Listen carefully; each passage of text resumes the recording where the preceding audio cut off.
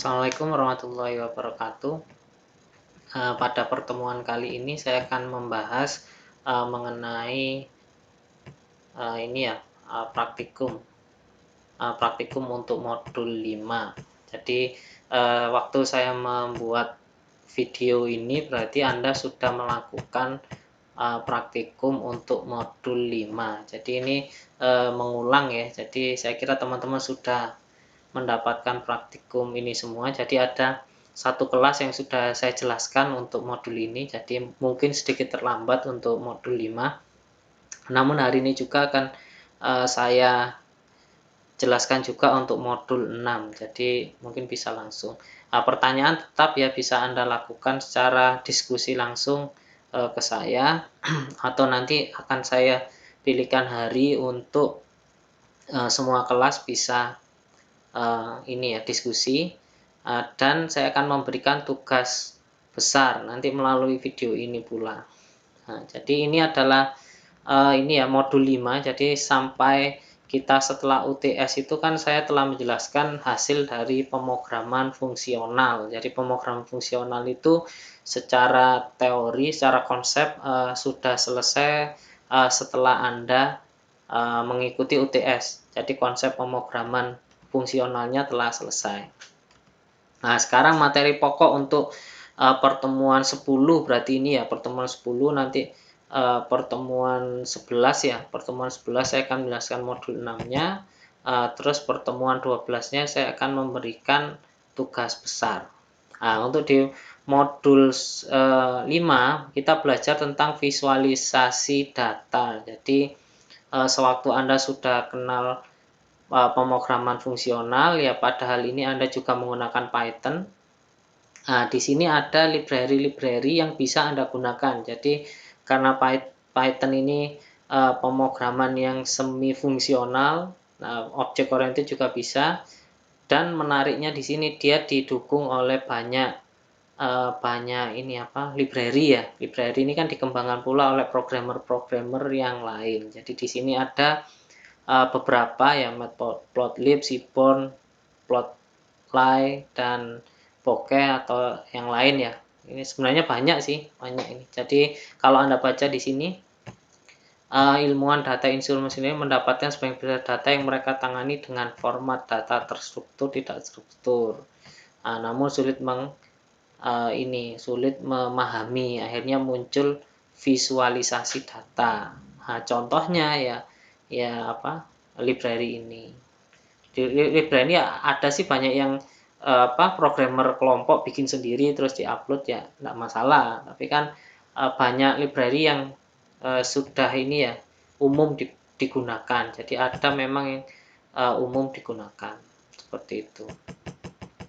Nah, ini visual data ya, waktu Anda mengerjakan di modul 5 ini, di sini Anda disuruh mencoba ini library Matplotlib ya dan Seaborn. Anda menggunakan itu, terus Anda awalnya diajari import library, Anda gunakan sebagai variabel.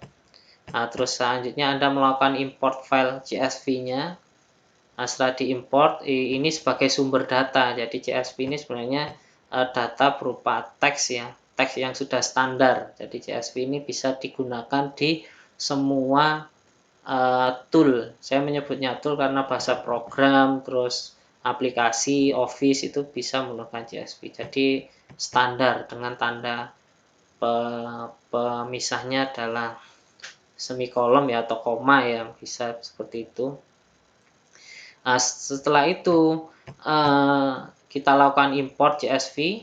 Jadi CSV ini untuk data ya, saya sekilas balik lagi tentang data. Jadi semua basis data atau penyimpanan data arahnya nanti waktu di semester selanjutnya Anda akan menggunakan data berukuran besar. Ini biasanya disimpan dalam file teks, karena file teks ini memudahkan Anda melakukan analisis data terkait data mining atau bahkan text mining ya, biasanya ke arah sana. Anda melakukan import, ini saya kira teman-teman paham ya.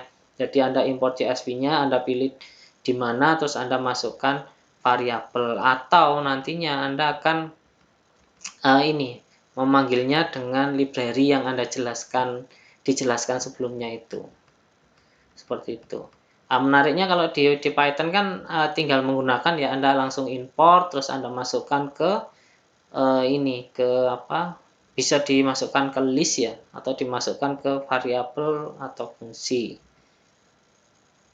Nah, ini untuk import file menggunakan library Pandas. Jadi mengenai masalah umum ketika import data, mengapa semua file CSV khususnya library menjadi praktek standar data scientist. Ya, ini sudah saya jelaskan tadi ya. Jadi CSV ini memang umum karena formatnya standar, terus kecil, dan nantinya Anda akan banyak menggunakan itu jika melakukan analisis data.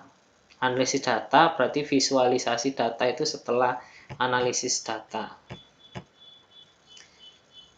Untuk menampilkan yang ada di dalam CSV ini ya, import, terus Anda menampilkan ke dalam data awal.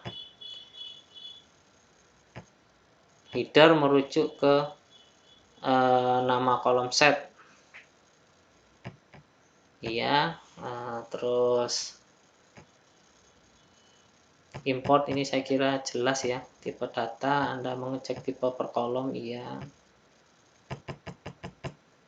Nah, ini masuk ke visualisasi data. Jadi bedakan judulnya memang modul 5 itu visualisasi data ya.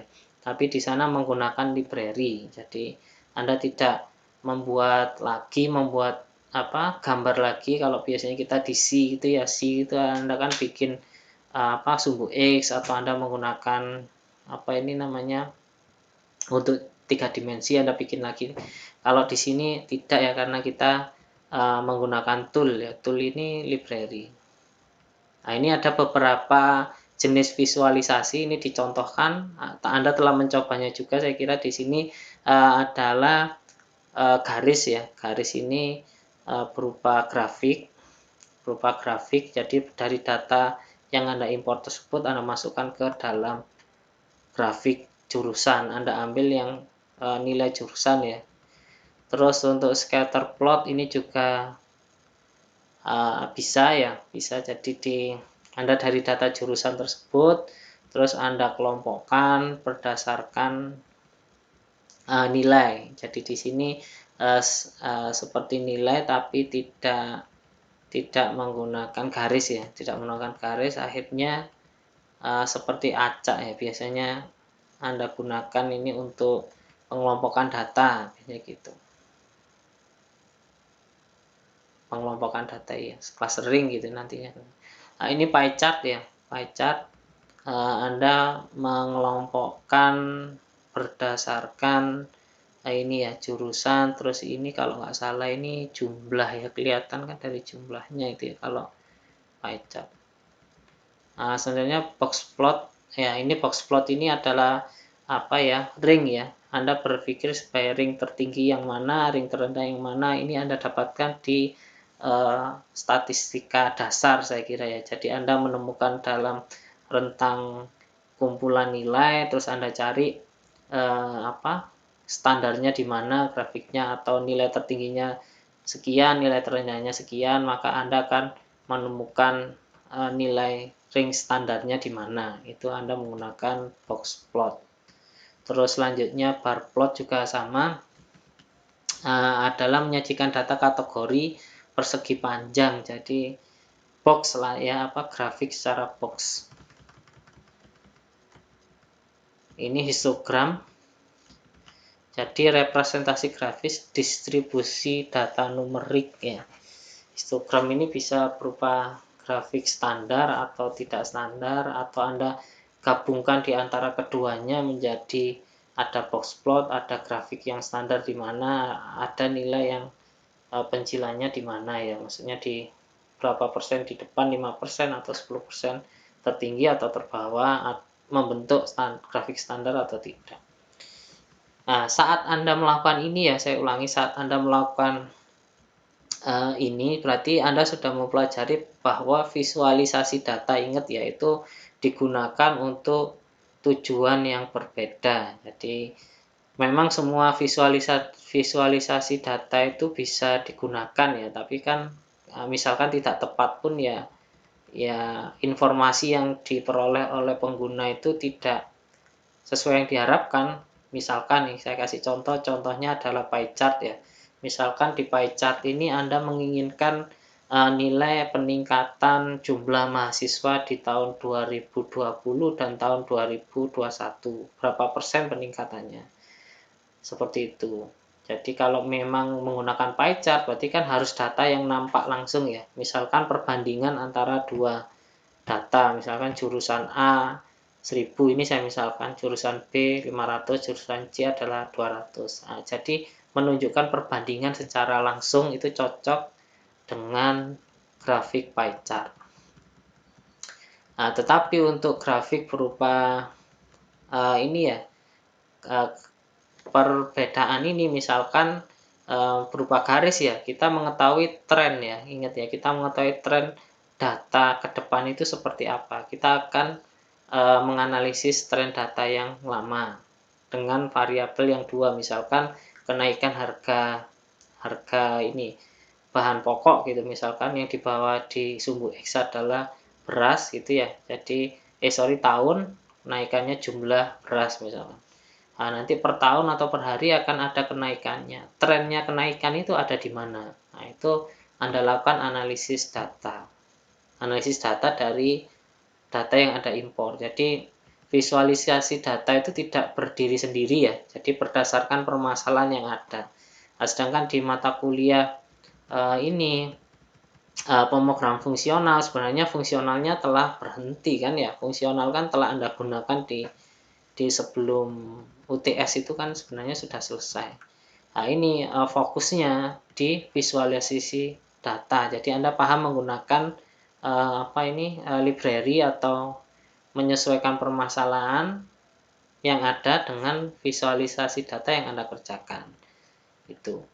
Terus selanjutnya untuk misalkan di sini pie chart sudah, garis sudah, ada lagi yang untuk misalkan untuk mengelompokkan data, biasanya dengan scatter plot ini, misalkan mengelompokkan data yang sesuai kategori tertentu, berarti Anda lihat langsung kelompoknya itu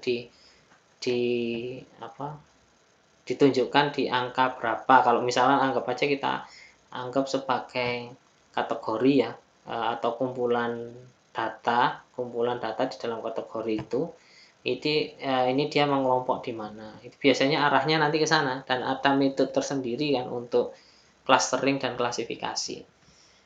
Seperti itu. Terus box plot ini untuk apa, Pak? Jadi box plot ini untuk menunjukkan nilai standar dari suatu rentang ya, dari suatu himpunan. Jadi Anda menginginkan misalkan saya kasih contoh nilai mahasiswa. Nilai mahasiswa itu jumlahnya ada 50 mahasiswa.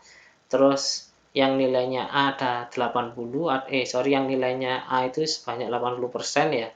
Itu 10% lagi itu nilainya B, dan 8% misalkan nilainya C, dan sisanya yaitu 2% dari angka 50. 2% dari angka 50 berarti itu memiliki nilai E. Nah, maka box plot ini akan menunjukkan nilai yang paling jauh itu di rentang yang mana, karena kan kalau dari cerita saya tadi berarti 80% A, berarti kan berhasil ya itu ya. Berarti nilai yang paling banyak A. Jadi dari box plot itu akan terlihat nilai yang paling jauh dengan 0, misalnya 0, 1, 0 ada mahasiswa 1 nilainya 0 gitu. Berarti kan itu pencilan ya, jauh, maka dengan menggunakan metode ini akan nampak. Namun jika tidak ada data yang terlalu berbeda, maka ya tetap ya hasilnya standar, berarti sesuai, tidak ada yang dihilangkan atau tidak ada yang diberi bobot lah gitu kan. Nah, kalau bar ini menunjukkan data yang perbedaan seperti pie chart bisa, atau peningkatan penurunan di suatu variabel itu pun bisa. Ya, menunjukkan jumlah saja, atau di bar ini bisa lebih dari satu untuk satu nilai itu bisa. Arahnya ke grafik 3 dimensi itu juga bisa. Histogram ini menunjukkan ring tadi, ring dari data tadi. Nah, kesimpulan yang bisa kita dapatkan dari praktikum ini yaitu tadi Anda menerima atau memahami visualisasi data dasar ya. Jadi visualisasi data ini secara gampang itu ya di PowerPoint lah, itu PowerPoint. Tapi kalau visualisasi data berarti dari data acak yang tidak bisa dibaca atau dianalisis oleh semua orang, ya ini Anda mudahkan dengan penyajian yang gampang dipahami gitu ya, yang gampang dipahami. Salah beberapa contohnya yang ada di atas tadi. Itu. Nah, saya kira nilai yang terbaik itu di sini sudah ada ini ya, sudah ada contohnya dari kasusnya itu, yaitu dia bisa menyajikan data sesuai dengan kebutuhan nomor satu. Dia bisa menganalisis data sesuai dengan yang diharapkan oleh perusahaannya. Terus seperti itu. Nah, ini contohnya ya, ini pie chart, contohnya pie chart, ini juga pie chart. Saya kira jelas semua ya, jelas semua. Terus ini sudah. Nah, kesimpulannya dari tugas tersebut Anda akan memahami ini, Anda akan memahami penggunaan dari visualisasi data. Nah, nanti di video selanjutnya akan saya jelaskan terkait modul 6 ya, modul 6 ini yang minggu ini Anda kerjakan. Jadi saya kira modul 5 ini Anda simpan baik-baik ya, untuk Anda gunakan untuk refresh lagi kalau memang Anda senang dengan analisis data. Itu Anda tekuni untuk tugas akhir bisa ya. Saya kira bisa ini untuk tugas akhir. Mungkin itu saja dari saya. Terima kasih atas perhatiannya untuk melihat penjelasan dari modul 5 ini ya. Sampai ketemu nanti di modul 6. Sebentar lagi akan saya share juga. Terima kasih. Mohon maaf. Wassalamualaikum warahmatullahi wabarakatuh.